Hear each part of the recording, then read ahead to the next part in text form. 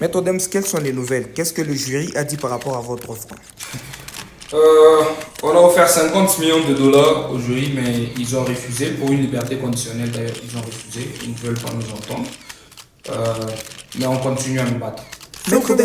Maître Dems, Cassie a dit se faire agresser par votre client. Qu'est-ce que vous en dites? Ah, mais vous savez, ce que vous devez savoir, c'est que c'est la loi. On fonctionne avec des preuves. On ne se base pas sur des hallucinations, vous comprenez. Donc, il n'y a pas de caméra de surveillance. Vous ne savez pas d'où la conversation a commencé.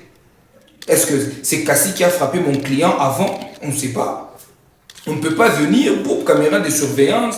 On la voit se faire tabasser. Peut-être qu'elle a commencé.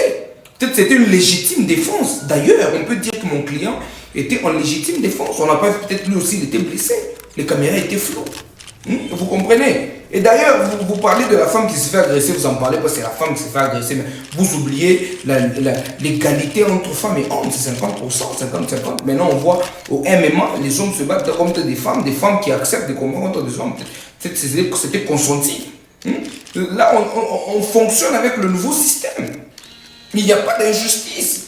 Il n'y a pas d'injustice. Maître, mais Cassie nous a raconté qu'elle s'est fait tabasser. Oh, mais c'est Cassie qui vous a raconté ça, mais où sont les preuves? On ne peut pas se baser sur le langage de Cassie. Comme moi de même, je peux vous dire que mon client était en légitime défense, comme je vous l'ai dit. Vous comprenez? Donc, nous attendons l'adhésion du jury.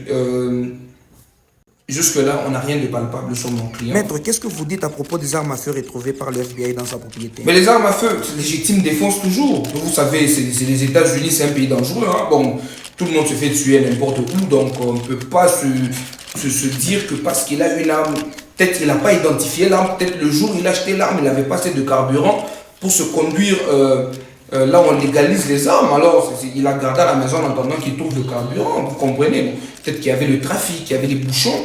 Tout ça, ça peut arriver dans une journée qui ne se sentait pas bien. Vous savez, il avait d'autres occupations, c'était quelqu'un de très occupé, il devait voyager.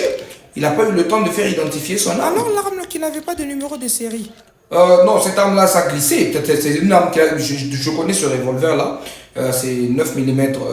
Ouais, je connais très bien. Ça glissait un jour. La femme de ménage, vous savez, avec les bouteilles d'huile qu'il y avait dans la maison, c'était renversé. La femme de ménage, quand elle torchonnait, elle avait glissé.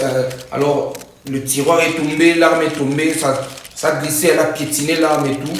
Alors, ça a glissé. Le numéro de série s'est effacé. Merci beaucoup, c'est tout pour aujourd'hui.